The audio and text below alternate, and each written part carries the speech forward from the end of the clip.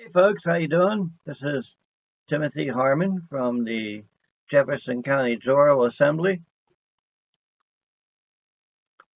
It's still March 2018. It's still a beautiful day outside. We got about 3 inches of snow last night. I love snow myself. I understand something about that in that as a minister, I've always understood that we reap what we sow. And when people go around complaining, especially if you have a lot of people saying, "Oh, I wish it would stop raining. I wish it would stop snowing." And then you turn around and end up with a drought because God makes it stop raining and He makes it stop snowing. So think about what you're speaking whenever you say things from now on. It's very important. Every word that you speak is creating something. Today I want to talk about the Titles of Nobility Amendment. It was created in the year 1810, ratified in the year 1819 when Virginia finally ratified it. The British tried to stop this amendment from being ratified. Thus, they had the War of 1812. Um, what it says is very simple. If any citizen of the United States shall accept, claim, receive, or retain any title of nobility or honor, or shall without the consent of Congress accept or retain any present, pension, office, or emolument of any kind whatever from any emperor, king, prince, or foreign power, such person shall cease to be a citizen of the United States and shall be incapable of holding any office of trust or profit under them or either of them. So, this 13th Amendment still stands strong today. So, you will not find this in the Constitution of the United States. You will find it in the original Constitution for the United States of America, and under the second Constitution, it would have been under the Constitution of the United States from 1789 up until it was removed after the Civil War. Now, why is this important? Because all bar attorneys who are attorneys at law, uh, they're called esquire. Esquire is a name of nobility. That means they are not allowed to hold any public office.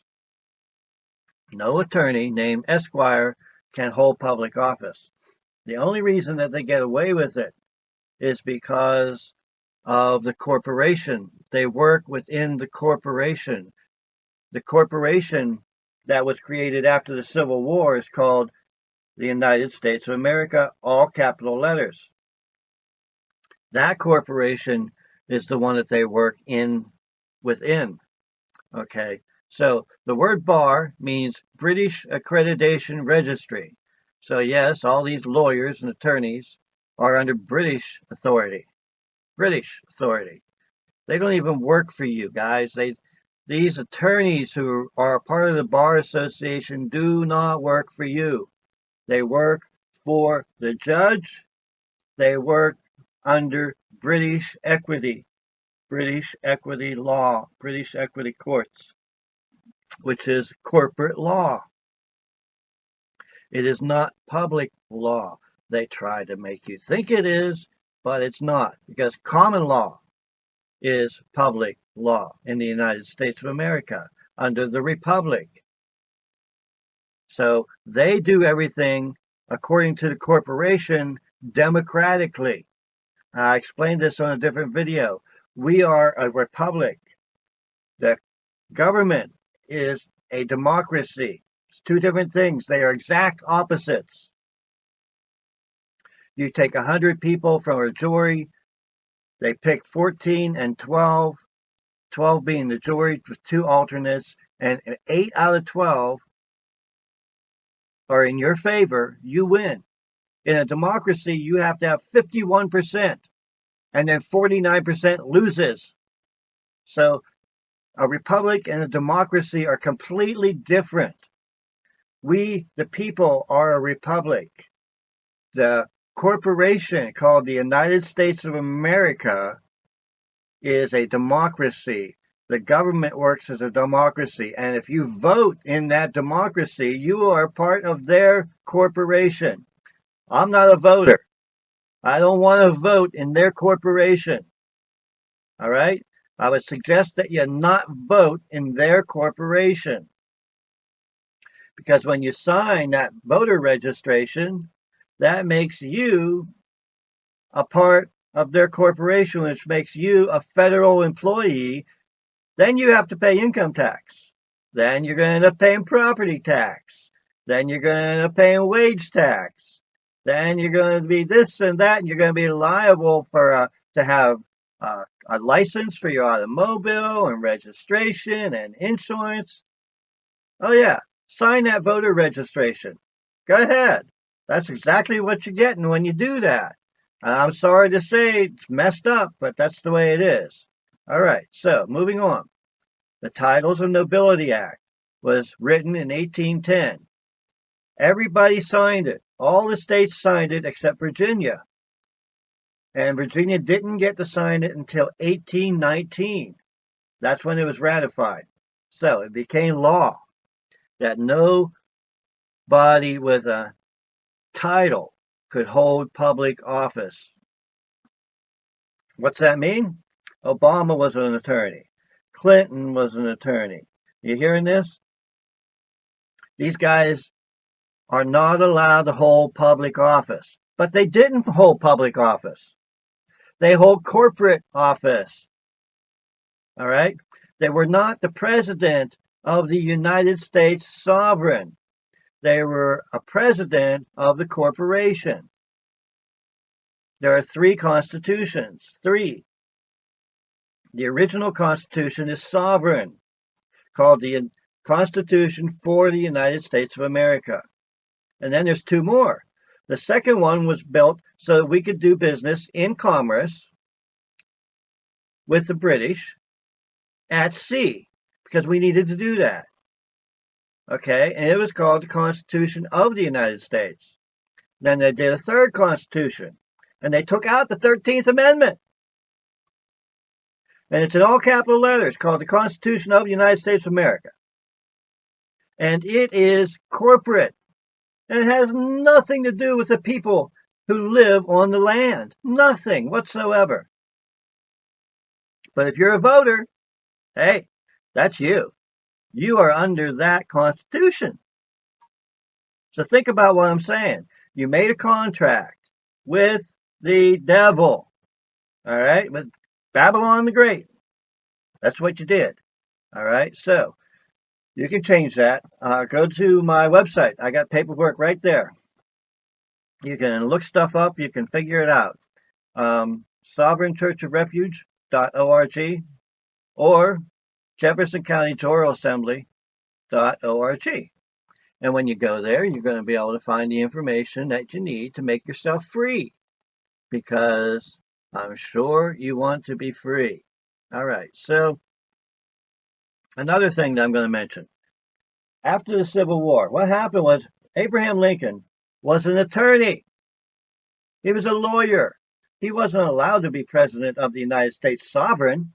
That's why the southern states got so upset. It wasn't over slavery. It was over British tariffs and the fact that Lincoln was an attorney. So Lincoln, who was the president of the corporation, but not of the sovereign United States.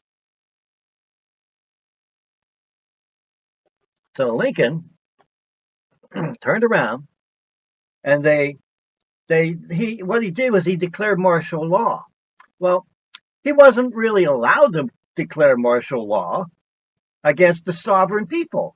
And martial law has never been declared against the sovereign people, the civilians, but only against people in the corporation, against federal employees, against U.S. citizens, against a resident of a state, a resident of a state of a state. So think about this. Understand what's going on. In order to be free, you need to record your deeds on the land. at the local courthouse. Record your deeds and authenticate your birth certificate. All right? So what the military did and was they basically took over everything. For the last 150 years, the military has been in control. Now, who's in charge of the military? The president. That's why Obama got away with so much garbage, folks. It wasn't because he just. It's the way that the corporation is set up, and the only way out of that is to get out of the corporation. All right. So you have the Army Field Manual. This is Field Manual 27-5, 1943, paragraph 12C. And again, it says that in 1947 edition, paragraph 12C, page 20. The Field Manual states, the supervision of the bar is under military control. So the bar on all the bar is under military authority. So who's controlling everything? It's the military. You're going into an admiralty court. Admiralty being the jurisdiction of the sea. An admiralty court or a maritime court, which is the inland seas. That's Coast Guard. The other is the Navy. Okay, so it's a military. And then you're doing that in a British equity court. British is in commerce. So Britain and the Navy are the same thing. They're the same. So you have a British equity court. All right. So you have all these bar members are under the control of the military. Oh my. So basically, all these guys, what they're doing is they're committing these crimes. They're committing the crime of personage, and they're committing the crime of barratry. Barratry is they're part of the bar association, and they're doing business with actual men, and they're not allowed. They're supposed to do everything in commerce, and they're not allowed. They're committing fraud. All right, so I have a list here of some of the things that they're doing. Malicious tort fraud, theft by deception, identity theft, of course, enslavement, kidnapping, because they kidnap people, put them in prison all the time for doing nothing wrong. They say, oh, you're using drugs. Well, the Constitution didn't say I couldn't use drugs. I like Carl Lentz when he talks about drugs. He says, well, that's my happy powder. It's happy powder. See, it's not that it's cocaine. They call it cocaine. You call it happy powder. It's what they do is deceptive. They try to get you into their courts. Stay out of their courts. If you never have to go to court, don't go to court. Make up the paperwork before you ever get there and tell them you're not a part of their corporation, so you don't have to go to court. Do the same thing with the IRS. Never go into a federal building. You make them come to you. If they want something, you make them come to you. Tell them I'll meet you at the local courthouse where it's public property. Don't go into their courts. You walk onto that federal property, you're in their jurisdiction. You walk into the United Nations building in New York City, you're in the United Nations. Folks, you have to understand jurisdiction. So I'm going to get out of here now. I hope that you've learned something, and I hope you have a wonderful day.